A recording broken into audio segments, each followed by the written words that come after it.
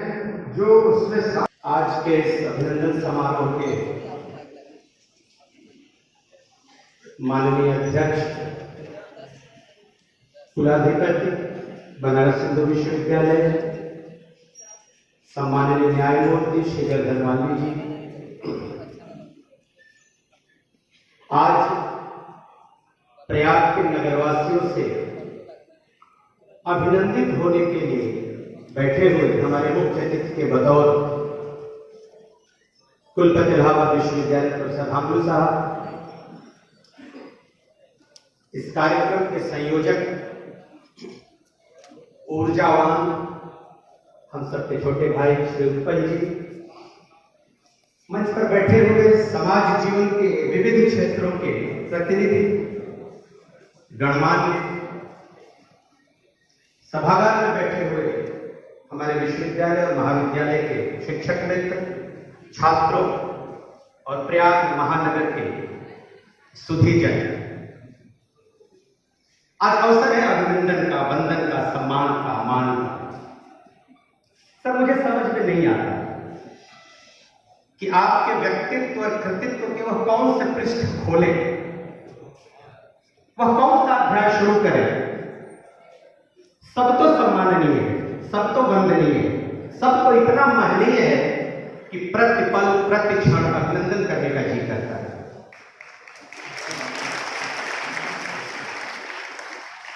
अगर हम अकादमिक फलक देखें, अकादमिक क्षितिज को देखें, उनकी परिलब्धियों को देखें, उससे जुड़े हुए सम्मानों को देखें, तो हम गिना नहीं सकते। हम वास्तविकता आपके साथ साक्षात्कार कर रहे हैं, हम उसे गिना नहीं सकते। भारत के आर्थिक इतिहास पर उच्च स्तरीय शोध के लिए जर्मनी के विश्वविद्यालय ने आपको दाद फेलोशिप दिया। वह कितनी प्रतिष्ठित है, यहां अकादमिक जीवन से, अकादमिक क्षेत्र से जुड़े हुए लोग बैठे हुए जानते हैं। Senior Fulbright fellowship Philadelphia university United states ने आपको ऑफर किया। उसकी महत्ता, उसकी महनीयता, उसकी गरिमा को आप सभी जानते हैं। सम्मानों की श्रृंखला की तरफ जाएं तो बाकी सबको छोड़ दिया जाए तो दो बहुत महत्वपूर्ण सम्मानों की मैं चर्चा करूंगा, जिसमें पहला सम्मान मेहता फाउंडेशन के द्वारा दिया गया आपको, जिसमें best vice chancellor of the country आप घोषित किए। दूसरा सम्मान, 16वां सम्मान मदर टेरेसा के द्वारा दिया गया। आप कल्पना कर सकते हैं कि प्रोफेसर हांगलू का व्यक्तित्व कितना महनीय है। मुझे सर एक बात याद आती है, अटल जी कहते थे कि अगर कश्मीर समस्या का हल निकालना हो तो इंसानियत के, जमहूरियत के और कश्मीरियत के आईने में उसको देखना होगा। आप तो अकेले तीनों धाराओं के संगम हैं। हम आपको यह देखते हैं और प्रयाग महानगर वासियों की तरफ से सर आपका अभिनंदन करते हैं, आपका वंदन करते हैं। बहुत सारी बातें हमारे साथी करेंगे, चंद बात करने को बहुत कुछ है। आप एक बहुत बड़े इतिहास मर्मज्ञ हैं और मैं तो इतिहास का एक छोटा सा विद्यार्थी हूं। मैं एक बात कहता हूं कि 11वीं 12वीं शताब्दी में कश्मीर के कल्हड़ ने जिस आधुनिक इतिहास लेखन की शुरुआत की, वह अपने शैशव का लेवल से चल करके प्रोफेसर हांगलू की लेखनी में आकर के प्रौढ़ हो गई। यह दूरी और यह शैशवावस्था से लेकर के प्रौढ़ावस्था तक इतिहास लेखन की विविध प्रवृत्तियों को आत्मसात करना और दुनिया में एक मर्मज्ञ इतिहासज्ञ के रूप में अपनी छवि को प्रतिष्ठित करना, सर आप हम सब के लिए बहुत वंदनीय है, बहुत आदरणीय है। इतिहास लेखन की शुरुआत भारत में कब हुई, यह दूसरा प्रश्न है, क्योंकि हम तो कल्हड़ से मानते नहीं, हम तो हेरोडोटस को फादर ऑफ हिस्ट्री भी नहीं कहते। हमारे यहाँ तो इतिहास की परिकल्पना थी, धर्मार्थ काम मोक्षाणाम उपदेशम समन्वितम इतिवृत्तम कथायुक्तम इतिहासम प्रचक्षते।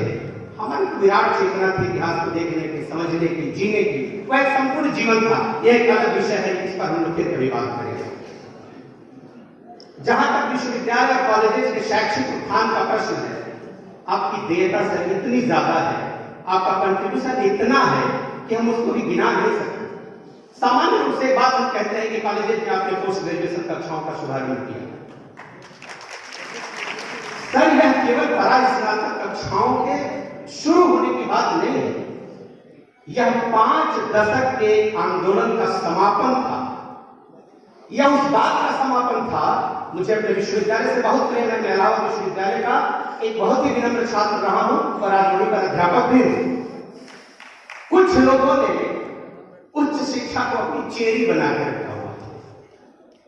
आपने उसे अवमुक्त किया, आपने उसको बहने दिया, उसकी अविच्छिन्नता को कायम किया, उसके सातत्य को कायम किया, जो उसका नैसर्गिक स्वरूप था शिक्षा का। शिक्षा को बह करके हमारे विद्यार्थियों तक जाने दिया। सर आज स्थिति यह है कि विश्वविद्यालय और महाविद्यालयों में विषयों में पद रिक्त हैं, छात्र का इंटेक नहीं है। वो इस नाते नहीं है कि जब यहाँ पर परास्नातक कक्षाएं नहीं थी तो वो प्राइवेट पीजी करने के लिए पूर्वांचल विश्वविद्यालय में, कभी कानपुर विश्वविद्यालय में, कभी अवध और बुंदेलखंड विश्वविद्यालय की ओर मुंह देखता था। लेकिन आपने उसे इतना प्रवाहित कर दिया कि आज जगहें खाली हैं और छात्र नहीं है। सर हम आपका वंदन करते हैं। और सचमुच एक लाइन में अगर कहा जाए तो आप सब शिक्षा के भगीरथ हैं और आपने उच्च शिक्षा। पहली बार जब आप आए तो हम प्राचार्य गण भी सम्मान को गए, हमारे आपका के भी पदाधिकारी सम्मान करने आपका गए। पहला वाक्य था जब बातचीत में बात आई, अनौपचारिक बातचीत थी, साहब यहाँ पोस्ट ग्रेजुएशन की कक्षाएं कॉलेज में नहीं चलती। अच्छा नहीं चलती? साहब नहीं चलती, ऐसा क्यों? सब विश्वविद्यालय हमको मान्यता नहीं देता, जबकि ऑर्डिनेंस से लेकर के हर जगह इसकी व्यवस्था है। तो आपका कहना क्या था? कहना था कि पूरे भारत वर्ष में उच्च शिक्षा में 19% नामांकन है, 19% इनरोलमेंट है।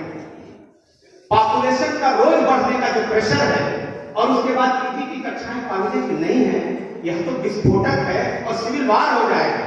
कल से मैं इस पर व्यवस्था करूंगा और पीजी की कक्षाओं के संचालन को जितना जल्दी हो सकता है जल्दी करूंगा। और केवल पीजी नहीं, आप रिसर्च देने जा रहे हैं। अभी यहां से मन से कहा गया कि आपने विश्वविद्यालय और महाविद्यालयों में अध्यापकों की नियुक्ति की है, जबकि विश्वविद्यालय अभी खाली है कुछ तकनीकी कारणों से। लेकिन हम शिक्षा की गुणवत्ता की बात करते थे। शिक्षक नहीं होगा लेकिन शिक्षा की गुणवत्ता सुनिश्चित की जाएगी। वह कौन सा आधार तरीका होगा, वह कौन सा मानदंड होगा, वह कौन सी मेथोडोलॉजी होगी, हम लोगों को समझ में नहीं आता था। जिस विश्वविद्यालय और महाविद्यालय में शिक्षक और शिक्षार्थी का अनुपात 1:200 हो, वहां पर शिक्षा की गुणवत्ता की बात की जाती थी। लेकिन आपने इन शिक्षालयों में शिक्षकों को देकर उस गुणवत्ता को सुनिश्चित करने का काम किया। हम सच में आपसे बहुत आभारी हैं।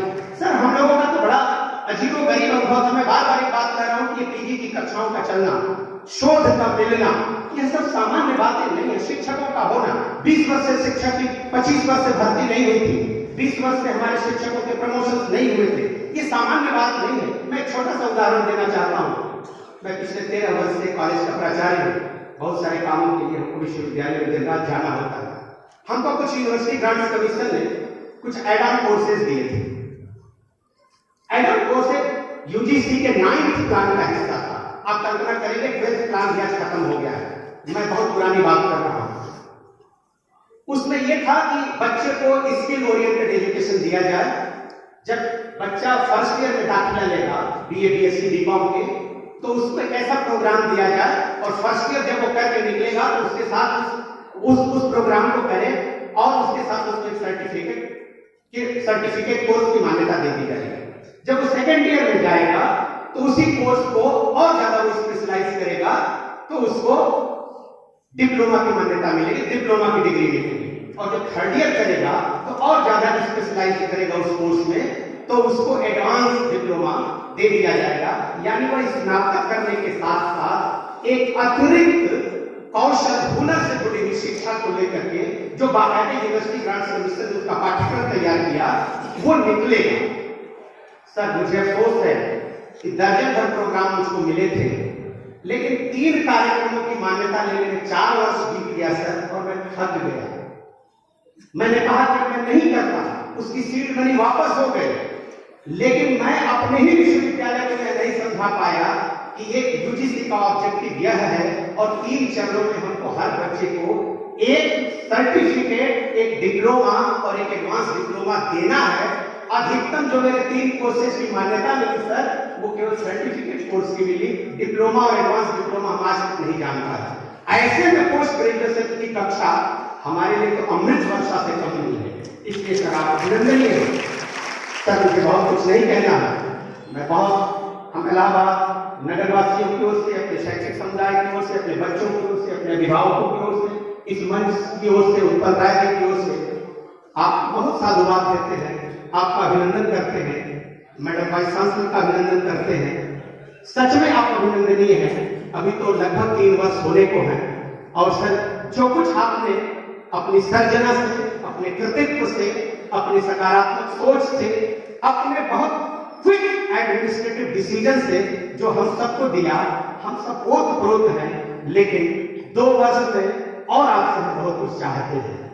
सर हम बहुत स्वार्थी लोग हैं, हम आपका सम्मान करके हम अपना सम्मान खुद कर रहे हैं। सच में आपने इस लायक बना दिया कि हम सब आपका सम्मान करके आज सम्मानित महसूस हो रहे हैं, आज गौरवान्वित महसूस हो रहे हैं कि हम पोस्ट ग्रेजुएट कॉलेज में पढ़ाने वाले लोग हैं, हम शोध कराने वाले लोग हैं और शिक्षा को उस तरह पर स्थापित करने वाले लोग हैं जो यहाँ के महाविद्यालय इलाहाबाद विश्वविद्यालय के साथ कंधा से कंधा मिलाकर चले। कोई महाविद्यालय 130 वर्ष का है, कोई महाविद्यालय 70 वर्ष का है, कोई महाविद्यालय 60 और 50 वर्ष का है। हमारी उम्र भी बहुत प्रौढ़ है सर, और इस उम्र को आपने जीवन दे दिया। इस नाते आज हम प्रयागवासियों की ओर से आपका सर बहुत बहुत अभिनंदन करते हैं, बहुत स्वागत करते हैं, बहुत वंदन करते हैं और सर आपको धन्यवाद देते हैं। और हम चाहते हैं कि आप इसी रूप में हम लोगों के बीच बने रहें और शिक्षा की धारा को प्रभावित करते हैं। बहुत बहुत धन्यवाद। Thank you so much.